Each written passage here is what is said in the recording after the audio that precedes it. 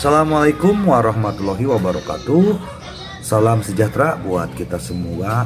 Semoga kita dalam keadaan sehat jasmani dan rohani, tidak kekurangan satu apapun. Oke, kita lanjutkan saja ceritanya. Bab 615 Tata Letak Takdir. Di dalam mobil, Li Ruosi masih sangat senang, bahkan sedikit bersemangat. Aku sudah lama tidak bertemu teman sekelas dan sahabatku, dan tiba-tiba bertemu satu sama lain memenuhi hatiku dengan kebahagiaan. Ji Fei melihat ekspresi bahagia Li Ruosi dan tidak berkata apa-apa, dengan sedikit ketenangan di matanya. Tiba-tiba, suamiku, apa pendapatmu tentang teman sekelasku Seng Lingyun? Matanya penuh antisipasi, seolah dia berharap Ji Fei akan menilainya tinggi. Ji Fei memandang Li Ruosi. Apakah kamu ingin mendengar kebenaran atau kebohongan? Senyum, ada pertanyaan yang mendalam. Benci, kamu baru saja mengatakan sesuatu yang hanya percakapan sebelum tidur antara kita suami istri. Kenapa kamu masih bertanya seperti ini padaku? Tentu saja itu kenyataannya. Li Ruosi tidak bisa menahan diri untuk tidak berkata dengan genit. Ji Fei berpikir sejenak. Tahukah kamu mengapa aku tidak memberikan nomor teleponnya saat pertama kali bertemu dengannya? Li Ruosi tertegun sejenak, memikirkan kejadian ini, dia tidak bisa menahan diri untuk tidak bertanya, mengapa? Alasannya sederhana, aku tidak ingin berinteraksi dengannya. Li Ruosi terkejut, kamu dan dia tidak tahu bahwa kamu punya hubungan keluarga denganku saat itu. Ji Fei mengangguk. Tentu saja aku tidak tahu. Kenapa begitu? Karena wanita ini tidak sederhana. Tidak sederhana, Li Ruosi bergumam dan mulai berpikir. Sayang, kamu jauh lebih sederhana dari dia. Beberapa hal seharusnya datang secara alami. Teman juga butuh waktu untuk menguji. Benar. Ji Fei memandang Li Ruosi dan menghiburnya dengan senyuman. Li Ruosi terdiam beberapa saat dan mengangguk. Meskipun aku tidak mengerti maksudmu, aku yakin kamu benar. Puff, Ji Fei tiba-tiba tertawa. Kenapa kamu tertawa? Li Ruosi berkata dengan marah. Sekarang kamu mulai mempercayaiku secara membabi buta. Kalau begitu aku tidak akan mempercayaimu lagi. Li Ruosi mengulurkan tangannya. Ji Fei tercengang. Ada apa? Serahkan padaku 200 miliar yang digunakan untuk menipu Lu Chaojun hari ini. Li Ruosi dengan sengaja berpura-pura memasang ekspresi sedikit marah dan berkata. Ji Fei tersenyum dan menyentuh hidungnya. Saya sudah meminta Sui Muhan untuk mentransfernya ke rekening perusahaan Anda, dan saya masih menunggu Anda memintanya. Li Ruosi, saya diam-diam senang karena ini kurang lebih sama. Tetapi, saya tidak melihatnya, itu tidak masuk hitungan. Sengaja bertingkah genit, Didi, tiba-tiba telepon seluler berdering, dan sekretaris Yang Ni menelepon. Li Ruosi menekan tombol jawab, dan suara terkejut Yang Ni terdengar dari dalam.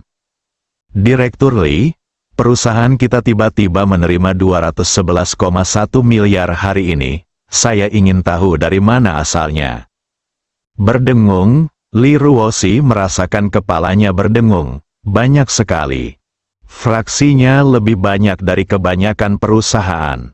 Sulit dipercaya, sambil menarik napas dalam-dalam, dia menekan kegembiraan batinnya dan berkata, saya mengerti, saudaramu Ji mendapatkan ini. Ah, Yang Ni berteriak, sudah ada bunyi bip dari telepon, tetapi mata Yang Ni membelalak, merasa seperti sedang bermimpi.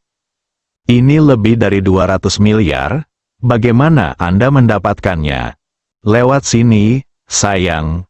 Apakah kamu belum melihatnya sekarang? Ji Fei menggoda sambil tersenyum. Saya hanya tidak melihatnya, saya tidak percaya Anda memiliki kemampuan menghasilkan uang. Li Ruosi sengaja mengerutkan bibirnya dan pura-pura tidak peduli. Sudut bibir Ji Fei terangkat. Apa maksudmu? Apakah kamu membutuhkan aku untuk membuktikan kemampuanku padamu? Apakah kamu mampu? Li Ruoxi sengaja bertanya dengan arogan. Senyuman di wajah Ji Fei semakin kuat. Aku akan membuktikannya padamu sekarang. Dia berhenti tiba-tiba, berbalik ke samping, dan menekan ke arah Li Ruoxi.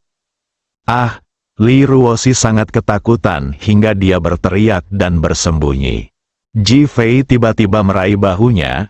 Apakah Seng Lingyun bertanya tentang apa yang terjadi di ranjang di antara kita hari ini? Li Ruoxi langsung berhenti berteriak dan menatap Ji Fei, dengan ketakutan dan kebingungan di wajahnya. Apakah kamu tidak keluar saat itu? Tanpa sadar melihat tubuhnya, dia mengira Ji Fei telah memasang pengawasan. Ji Fei melepaskan bahu Li Ruoxi dan menatapnya. Di masa depan, saat kamu bersama Seng Lingyun, jangan katakan apapun yang tidak seharusnya kamu katakan. Li Ruoxi langsung tenang, kamu bilang ada yang salah dengan dia. Ji Fei menggelengkan kepalanya, aku tidak yakin tentang ini, tapi aku khawatir dia akan menjadi Oda Miki kedua. Mata indah Li Ruoxi membelalak, percayalah, sebagai wanita seperti dia, ini adalah pilihan yang tak terelakkan baginya. Dan dia mungkin akan tetap melakukannya apapun yang terjadi. Ji Fei memandang Li Ruoxi sambil tersenyum dan berkata. Li Ruoxi terkejut, katakan padaku alasannya. Ji Fei menyentuh wajahnya dan berkata, mari kita verifikasi di masa depan. Tanpa penjelasan apapun, dia menyalakan mobil dan bergegas kembali ke perusahaan. Evaluasi Ji Fei terhadap wanita Seng Lingyun sangat rumit. Mengira, disayangkan, tidak tahu, di kamar di lantai atas klub kematian Zui Sengmeng. Seng Lingyun duduk di sofa kulit lembut, meringkuk di dalamnya, dengan tatapan kabur, menatap ke depan untuk waktu yang lama tanpa mengubah pandangannya. Untuk waktu yang lama, Li Ruoxi, kamu sangat beruntung. Aku benar-benar tidak menyangka kamu akan bersama Ji Fei. Apakah ini takdir?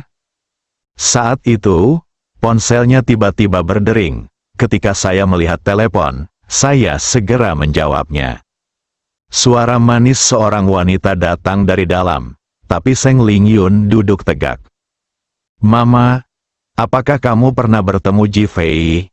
Suara wanita itu bahkan terdengar lebih merdu daripada suara Seng Lingyun. Aku melihatnya, sepertinya dia tidak memiliki perasaan apapun terhadapku. Aku bisa merasakan bahwa dia sedang menjagaku. Ini normal, Ji Fei sangat berhati-hati, kecuali masalah Li Ruoxi, tidak ada yang bisa membuatnya kehilangan akal sehatnya. Mata Seng Lingyun menunjukkan kerumitan, tahukah kamu kenapa kamu menjadi teman sekelas Li Ruoxi? Suara wanita itu terdengar lagi. Saya tidak tahu, apakah ada masalah dengan ini. Seng Lingyun mau tidak mau bertanya dengan rasa ingin tahu. Tentu saja, ini adalah pengaturan yang kami sengaja. Jika tidak, bagaimana Anda dan Li Ruoxi bisa menjadi teman sekelas? Ini Seng Lingyun jelas tidak percaya. Mengapa kamu mengaturnya seperti ini? Setiap orang punya takdirnya. Kami telah memikirkan hal ini sejak lama, dan kami telah memandunya langkah demi langkah untuk mencapai titik ini. Mendesis, Seng Lingyun menarik napas, merasa itu terdengar agak misterius, bahkan agak sulit dipercaya. Bu, kenapa begini? Aku hanya ingin kamu menjadi istri Ji Fei. Saya, Seng Lingyun hampir berteriak. Meskipun dia terkejut melihat Ji Fei hari ini dan berharap Ji Fei menyelamatkannya, dia tidak tahu seperti itu. Sekarang dia mendengar gagasan ini, dia juga terkejut. Ya, aku ingin kamu menjadi wanita Ji Fei. Dia sudah punya istri, dan aku tidak akan menjadi simpanan. Aku ingin dia bercerai dan kamu menjadi istrinya. Bagaimana ini mungkin? Seng Lingyun bertanya dengan heran. Jangan khawatir, semuanya sudah diatur olehku.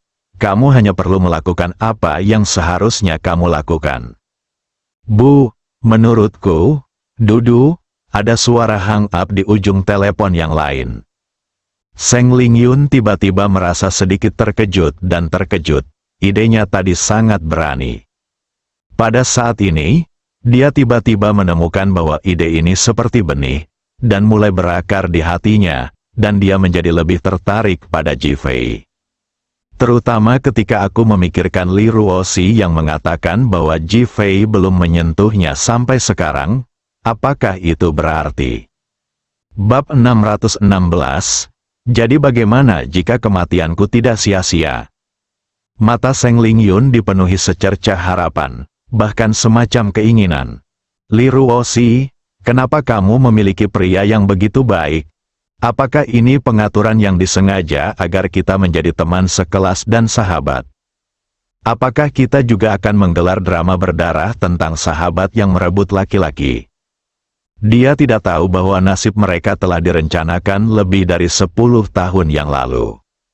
Saat ini, seorang wanita berkerudung di kejauhan sedang memegang daun merah di tangannya, dengan cibiran di wajahnya. Ji Guanghui, kamu seharusnya tahu betapa aku mencintaimu, tapi kamu mengkhianatiku. Karena kamu mengatakan bahwa cinta itu hebat dan kamu tidak bisa mengkhianati Zhao Mengchen, dan kamu lebih baik mati daripada menerimaku, maka aku akan membiarkan sejarah terulang kembali sekarang. Aku ingin Seng Lingyun menghancurkan pernikahan antara Ji Fei dan Li Ruoxi, dan membiarkanmu melihat bahwa cinta itu tidak teguh dan tidak bisa diubah. Omong kosong macam apa itu cinta sejati? Aku tidak percaya. Panggilan, dalam sekejap, Hong Ye kehilangan cengkeramannya, dan ruangan itu melayang, dengan puing-puing merah di mana-mana. Daun merah patah dan rumah kacau balau. Kecantikan yang tersenyum. Senyum cantik, nasib yang menyedihkan, senyuman di wajah Hong Yan menunjukkan rasa sakit yang mendalam. Tidak ada yang tahu rasa sakit yang dideritanya karena disakiti oleh Ji Guanghui selama ini. Setelah menenangkan diri untuk waktu yang lama, Xiao Hongyan masuk ke kamar tidur. Ada seorang laki-laki yang terbaring diam di atas tempat tidur. Sepertinya usianya sudah pasti dan tidak akan berubah, dan dia tetap mempertahankan usia yang sama seperti sebelumnya. Saat ini, dia sepertinya sedang tertidur. Xiao Hongyan mengangkat tangannya dan dengan lembut menyentuh wajah pria itu. Guanghui, tidak bisakah kamu bangun? Patah, air mata jatuh.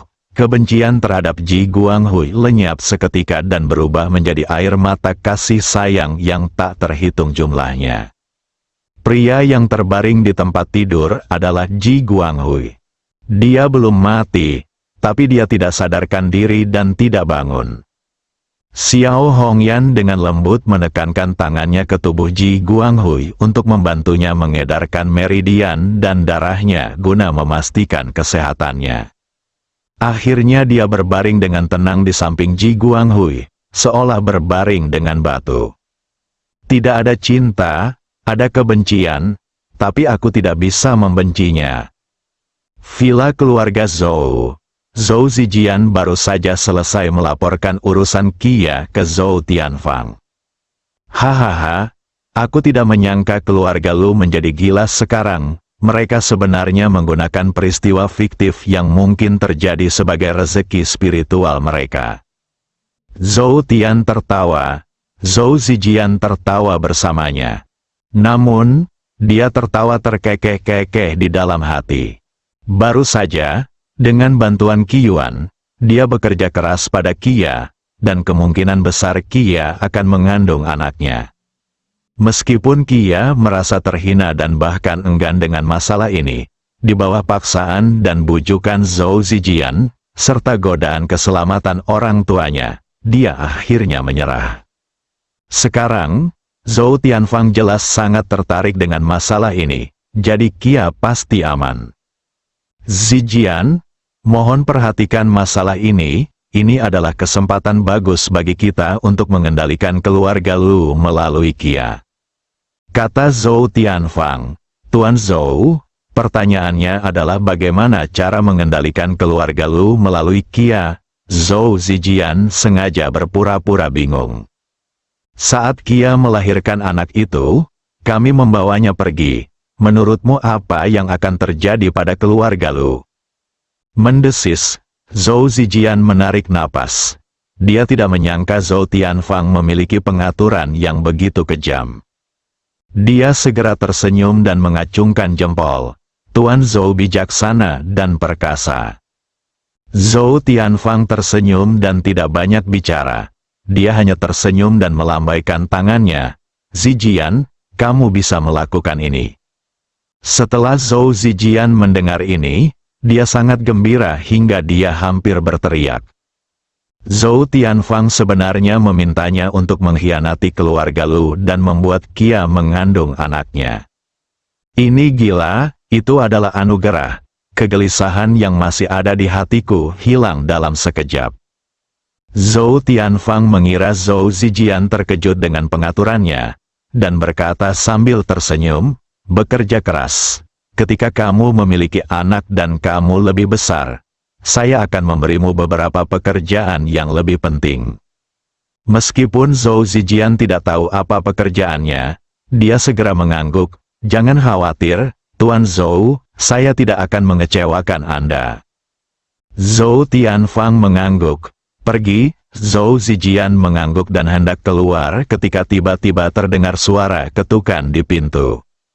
Lalu aku melihat sosok Lu Guxiang muncul di pintu. Zhou Tianfang tercengang saat melihat Lu Guxiang. Lu Guxiang berhenti dan memandang Zhou Tianfang. Zhou Tianfang berdiri, tampak sedikit malu. Usianya lebih tua dari Lu Guxiang. Tetapi Lu Guxiang di depannya memiliki status yang jauh lebih tinggi darinya. Ini, Zhou Tianfang. Apakah kamu tidak melihatku masuk?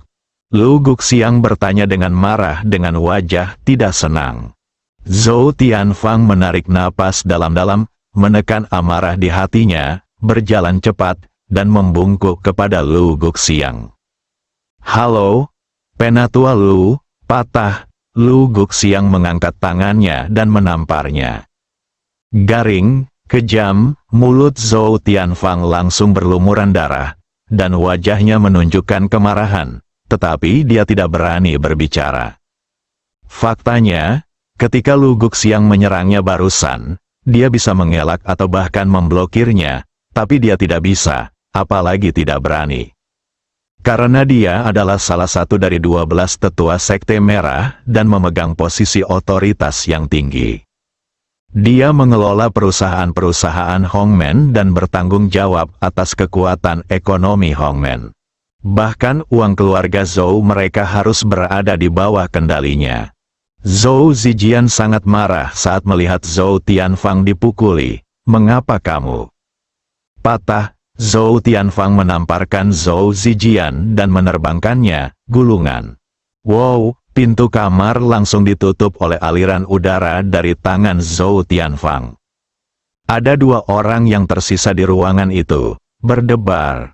Zhou Tianfang berlutut di hadapan Lu Guxiang dan berkata, halo, Penatua Lu. Berlututlah dengan benar, mendengus. Lu Guxiang tidak senang dengan hal ini. Sebaliknya, dia mendengus dengan marah. Saya pikir keluarga Zhou Anda begitu sombong, sehingga Anda bahkan tidak memahami etika dasar. Setelah berbicara, Lu Guxiang langsung duduk di kursi tempat Zhou Tianfang duduk dan memandang Zhou Tianfang. Zhou Tianfang dengan cepat berbalik dan menatap Lu Guxiang dengan hormat di wajahnya. Halo, Penatua Lu. Salam kedua, patah. Lu Guxiang membanting meja kopi di depannya sambil menamparkan. Oke, dasar kentut, anakku sudah meninggal. Bisakah aku baik-baik saja? Marah dan penuh niat membunuh, Zhou Tianfang menunduk dan tidak berkata apa-apa.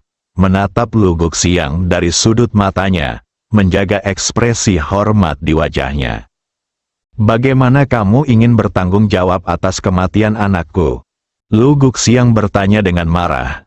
Zhou Tianfang dengan cepat berkata dengan nada bersalah, ini semua salah kami karena tidak melindunginya dengan baik. Ledakan, Lu Guxiang menendang tong sampah di depannya, Apa gunanya membicarakan ini sekarang? Zhou Tianfang segera mengangguk. Di mana Paman Zhou? Dia pergi bersama putraku dan menyerah melindungi putraku, yang mengakibatkan cedera serius. Dia harus memikul tanggung jawab. Ekspresi Zhou Tianfang berubah. Penatua Lu, Paman Zhou adalah jarum pengatur laut yang ditempatkan oleh Penatua Zhou di Ningjiang. Kami tidak memiliki kekuatan untuk menghadapinya. Maka kematian anakku sia-sia. Jadi bagaimana jika aku tidak mati sia-sia? Suara Paman Zhou terdengar dari pintu. Pergilah ke neraka. Lu Guxiang mengangkat tangannya dan menamparnya. Namun Bang, energi telapak tangan yang kuat langsung disetrum kembali. Engah, Lu Guxiang dipukuli dan dimuntahkan darah. Kamu berani menyerangku? Kamu mati kali ini? Lu Guxiang berteriak dengan marah, memegangi dadanya, dan langsung pergi. Paman Zhou dan Zhou Tianfang terlihat terkejut. Apa ini? Bersambung.